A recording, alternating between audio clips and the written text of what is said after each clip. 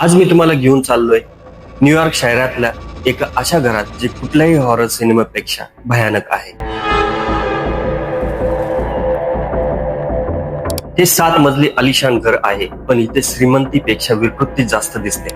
घराच्या प्रवेशद्वारावरती डझनभर नकली डोळे फ्रेम करून लावलेले आहेत, जणू कोणीतरी सतत पाहतंय अशी जाणीव करून देण्यासाठी.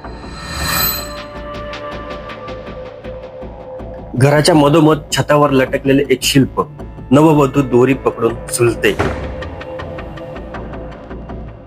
ऑफिसमध्ये एक जिवंत वाघ नाही तर टॅक्सीडर्मी करून ठेवलेला वाघ. आणि शेल्फवर ठेवलेली लॉलिता ही खूप प्रसिद्ध कादंबरी, ज्यात अल्पवयीन मुलीवर अत्याचाराची कथा आहे.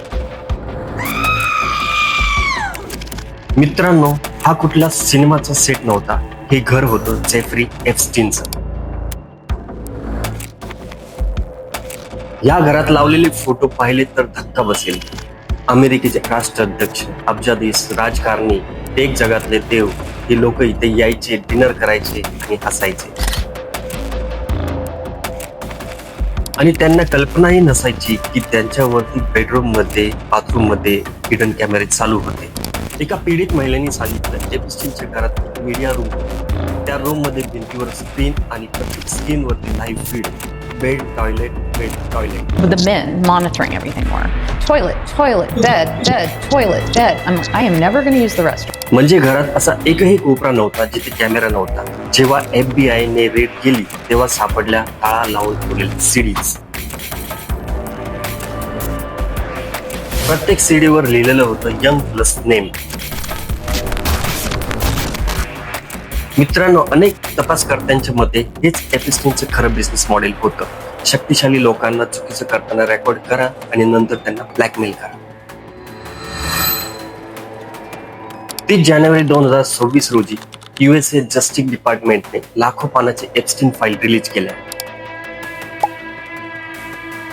Photo, video, emails, text message या फाईलमध्ये जगभरातील राजकारणी, बिझनेसमॅन, सेलिब्रिटी यांची नावे समोर आली. आणि हो, भारताचंही नाव. एक मोठा प्रश्न इथे उभा राहतो, जेफ्री एप्स्टीन एवढा मोठा माणूस कसा झाला? हा माणूस कॉलेज ड्रॉप आउट होता.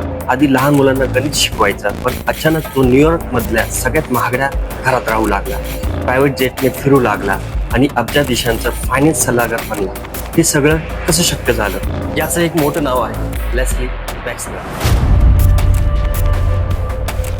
हा माणूस व्हिक्टोरिया सिक्रेट सारख्या मोठ्या कंपनीचा मालक. 1980च्या आसपास वॅक्सनरने एप्स्टीनला आपला फायनान्स सल्लागार म्हणून ठेवलं. पण नंतर दोघांमध्ये इतकी जवळीक झाली की वॅक्सनरने एप्स्टीनला पॉवर ऑफ अटॉर्नी दिली. इतकंच नाही तर न्यूयॉर्क मधलं ते भलं मोठं घर जवळजवळ फुकटात एप्स्टीनच्या नावावर केलं.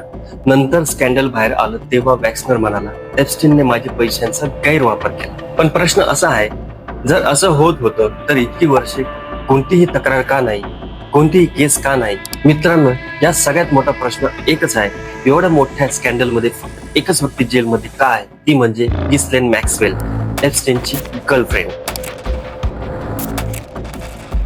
आतापर्यंत साधारणतः 60% फाईल्सच बाहेर आल्या आहेत. 40% अजूनही लपवलेलं आहे. या फाईलमध्ये कोणाची नावं असतील, कोणते देश, कोणते मोठे चेहरे हे कोणालाच माहित नाही. मित्रांनो, ही गोष्ट फक्त एप्स्टीनची नाही, ही गोष्ट आहे सत्तेची, पैशांची आणि अशा सिस्टीमची जी मोठ्यांना वाचवते आणि लहानांना गप्प करते. एप्स्टीन बद्दल तुम्हाला काय वाटतं? कमेंट करा आणि अशाच माहितीपूर्ण व्हिडिओसाठी होप बोलला सबस्क्राईब करा.